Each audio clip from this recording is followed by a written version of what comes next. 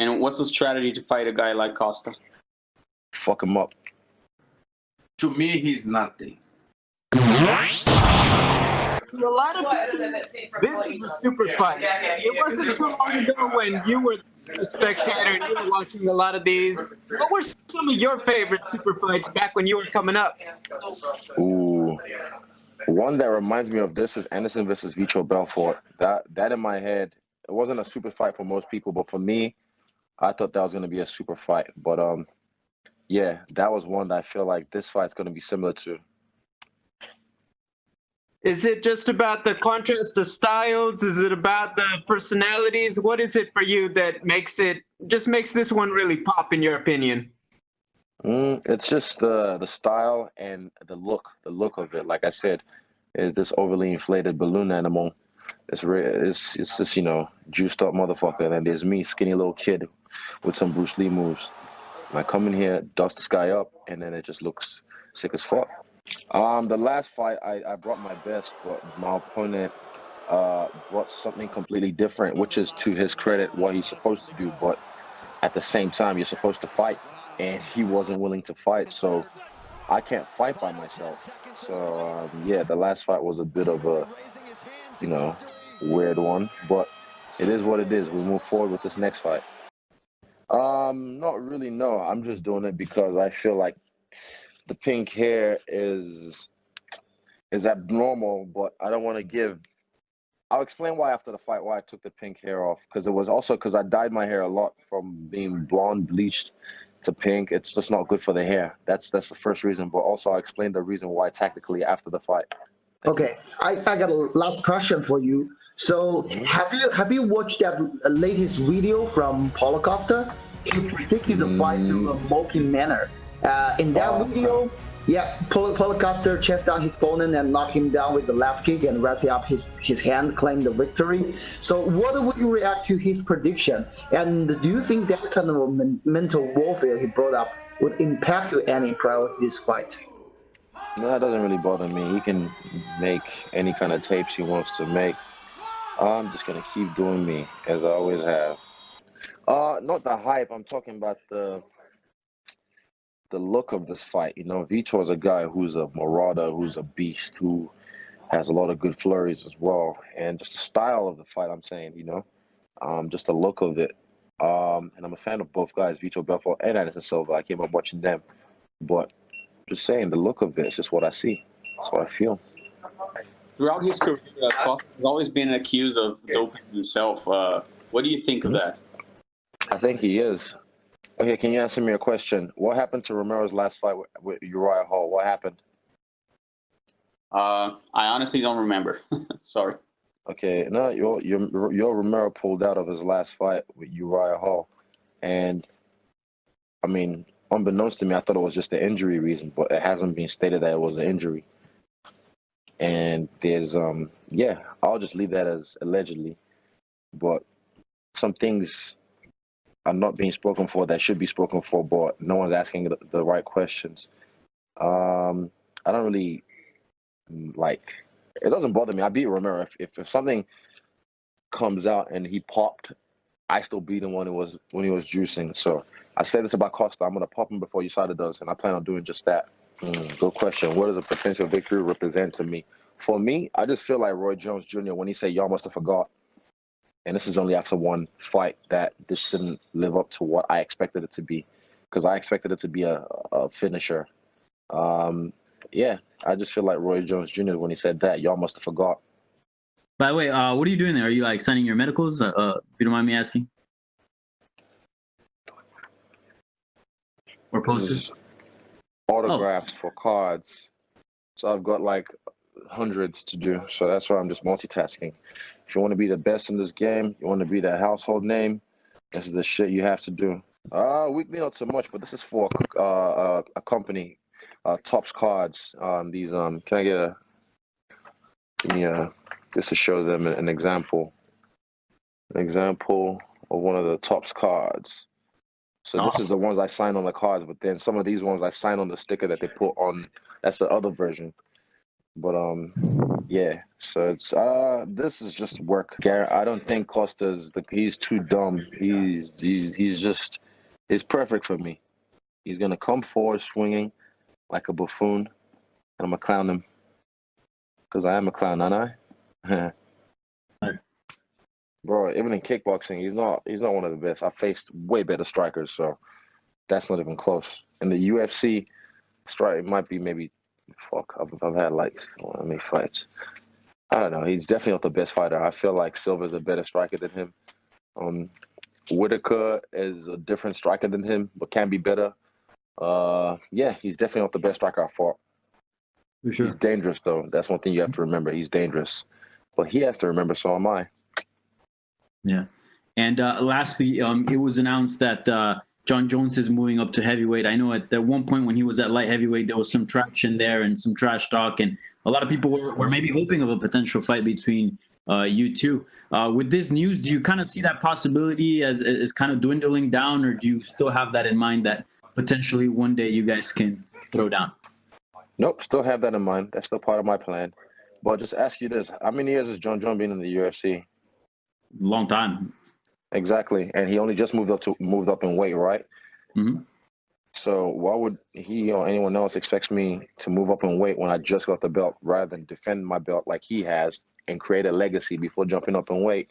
So I'm sticking to my plan. I'm never gonna let anyone make me fold or make a move ahead of schedule, and I'm sticking to that plan. I think for a guy who jumped in just over 2 years ago and became a champion and defended his belt twice already, I'm not doing too bad. I'm not doing too bad. My resume is pretty tight, but to be honest, I look at a guy like Anderson Silva's resume, and I want to clean that. Like, that's something I definitely want to like dust. But if I don't, because of unforeseen circumstances, in life, we'll see. But that's something I'm not done. I'm far from done. I'm only here. I've only been here like 2 years, man. You guys aren't even seen the best of me yet. What would it mean to you to be able to kind of approach those kind of records and do the kind of things that Anderson did and top those in your career? It's history. That'd be special. That is what I'm aiming for. He is the greatest middleweight of all time so far.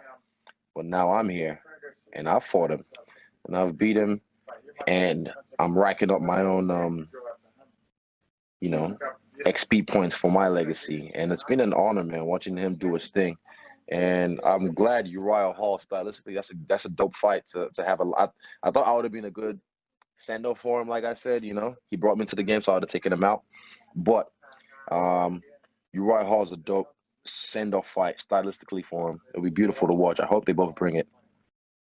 Hi, Coach. Also, my first. In that final fight week, what's your general process for your weight cut? I'm going just doing main things, training, not so hard, just for 1 hour per day, and cutting the carbohydrates to lose some weight. And on the day before the weigh-in, I do the last shot on sauna and hot bath. Awesome. And, emotions seem to be running high. Do you think fighting with emotion actually helps you, or do you tend to shut off emotions once you're in the octagon?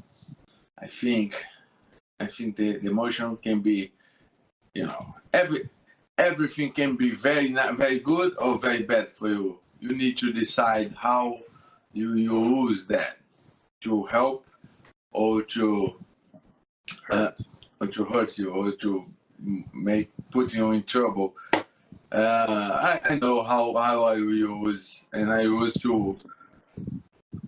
to help me. Yes, and this fight on Fight Island, it will be contested without a crowd. Do you wish that there was a crowd here in your title fight?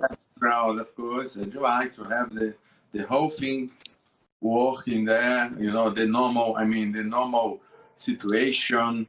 To when I hit him, the people be excited on the seats, the seats. But no problem, no problem with no crowd also. Okay, can you answer me a question? What happened to Romero's last fight with Uriah Hall? What happened? I honestly don't remember. Sorry.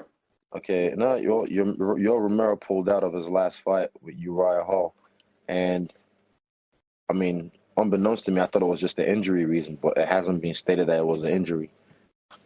And there's yeah, I'll just leave that as allegedly, but some things are not being spoken for that should be spoken for, but no one's asking the right questions. I don't really like. It doesn't bother me. I beat Romero. If something comes out and he popped, I still beat him when he was juicing. So I said this about Costa. I'm gonna pop him before USADA does, and I plan on doing just that. Just the boss, Dana White, and those guys, directors from UFC, and my team there will be nice because we training like that, right? On the gym, empty, just with my team, no crowd, no people watching, so that's okay. I think he will do like Romero, more running, like Adesanya. Adesanya now is okay, right? Yeah, I don't know if you know, but the Usain Bolt, the fastest man on the world, he got COVID. Coronavirus. I wish the best for him, good recovery for him. But with this news, now Adesanya is the #1 fastest man on the world. Fastest runner of the world. Adesanya now is official, the #1 fastest runner of the world. I'm not going to just be winner by one advantage or 1 point. I'm going to destroy him. I'm not care for judge. For judge. Give some round for him because I'm not going to take on this fight by decision. I'm training to destroy him, and I believe the fighters cannot be sad when he got lost by decision, because you need to be clear. That's what I did. That's why I do. I go to finish the fight and not let the judge. I go to destroy him. That's what I do. I train to do that, to destroy him. And for sure, I don't believe he will be there until the third round. I will finish the fight on the ground pound. I will take him down. I will finish this fight with striking, but he will not get on the third round. So many fans in China begin to realize you since you give a phenomenal performance over Romero in UFC 241. And many Chinese fans was amazed by your great physical strength as well as your excellent tactics. You only fought like 5 times in UFC, but you are already positioned the #1 title challenger.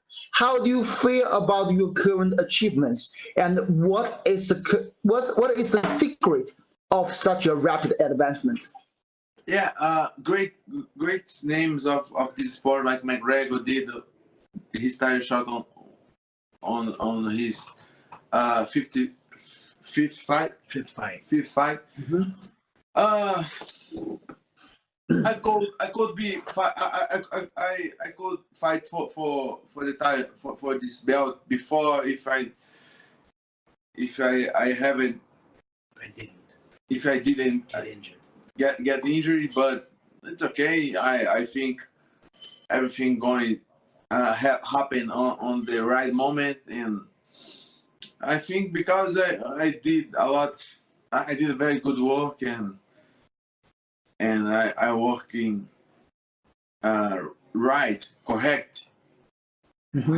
So that's why I am on this position, and I will take this belt. This is most important. I not came just to. I'm not.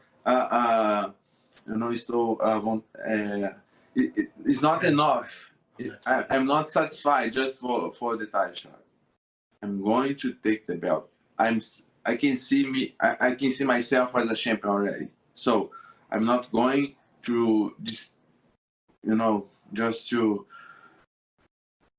do a title shot. I am going to keep the belt that on my head is already mine. I really enjoyed the long-term beef and those trash talking you guys have been made. And I really loved when you lifted up your shirt and showed your eggs to mock Israel during the interview, right? Which is very interesting. But what do you really think of that rivalry between you guys? It is personal or just business or something in between? If you two were not in a competitive relationship, would it be possible to become friends? Look, I'm not know him so deep, Mm-hmm. I'm not. Personally, I don't know him personally. Yeah, I don't know him personally. Think, and but what I saw about him is not good. Is something that not good people, not good. I mean, like humans doing, but it's okay. It's bad to him. I'm going to fight, and with a little bit more emotional against him because he like to talk shit. He like to talk shit about the person and in specific about me. So that's why I will be happy after hurting him.